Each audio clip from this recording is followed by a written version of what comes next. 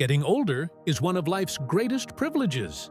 But with the passing years, we sometimes develop habits, quietly, gradually, that begin to create distance between us and the people we love most. Not out of malice, not out of selfishness, simply because no one ever sat us down and said, "Hey, that's hurting us." Today, we're going to have that honest, caring conversation. Here are 7 habits that can silently strain your closest relationships in later life. And what you can do instead. Habit 1. Defaulting to complaints. There's no question. Aging brings real discomfort.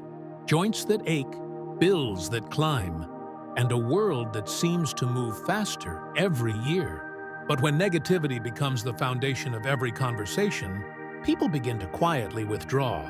Ask yourself, if a friend greeted every phone call with a fresh list of grievances, would you find yourself looking forward to her calls? Probably not. Venting has its place, but so does joy.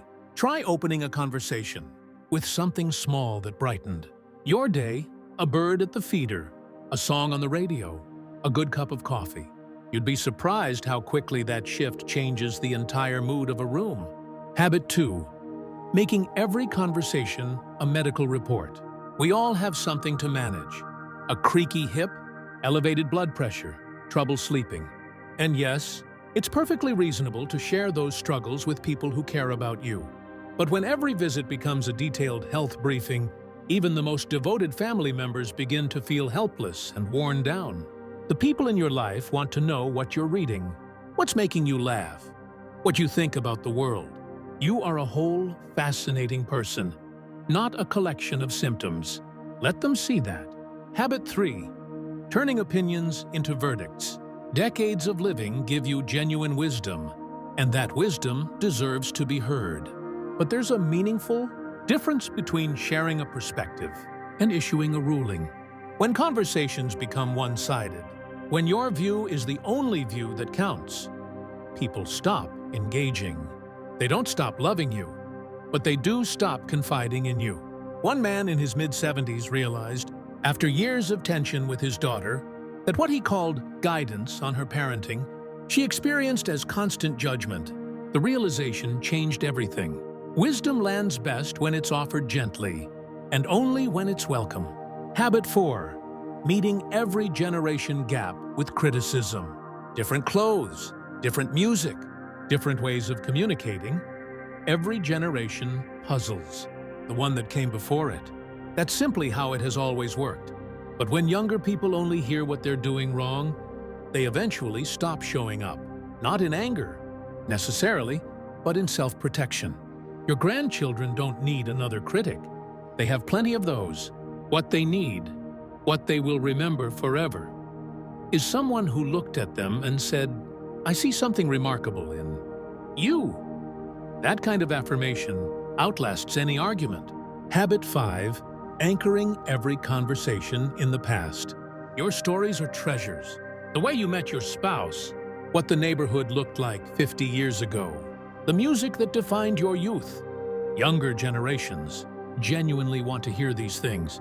But if the past becomes the only place you live, you risk missing everything happening right now. Your son wants to know what you think of his promotion. Your granddaughter wants to show you something that made her laugh this morning. Curiosity is the bridge. Ask questions, lean in. The present moment has just as much beauty as any memory, sometimes more. Habit 6. Waiting for the world to come to you. Loneliness in later life is real, and it runs deep. But when that loneliness expresses itself as blame, nobody calls, nobody visits, nobody cares. It pushes people further away rather than drawing them closer. The quiet truth is this: connection almost always requires initiative. Pick up the phone just to say hello, drop a card in the mail, invite a neighbor in for coffee.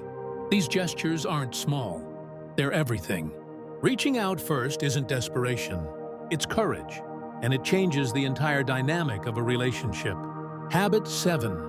Offering advice. Nobody asked for. This last one is perhaps the most common and the most misunderstood, because it almost always comes from a place of genuine love. You've navigated hard roads. You've made mistakes and learned from them. Naturally, you want to spare the people you love from making the same ones.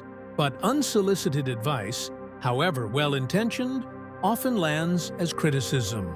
And it quietly signals that you don't trust the other person to figure things out on their own. Sometimes what your daughter needs when she calls about a hard week isn't a solution. It's simply to feel heard. Try saying, "That sounds exhausting. I'm really proud of how you're handling it." Those words, offered without an agenda, build more trust than any advice ever could. When your wisdom is truly needed, they will ask for it. And it will mean that much more because they came to you. Aging with grace isn't about being perfect. It isn't about erasing a lifetime of habits overnight. It's about staying curious, staying kind, staying willing to grow. Because the capacity to grow never has an expiration date. If even one habit on this list gave you pause, that awareness alone is meaningful. Choose one. Work on that one. The people in your life will feel the difference, even if they never say so. Take a quiet moment and ask yourself, gently and honestly, which of these do I recognize in myself? If this conversation spoke to you, pass it along to someone you care about. And share your thoughts in the comments below. Which of these habits do you see most in the people around you, or even in yourself? Stay kind, stay humble, and above all, stay golden.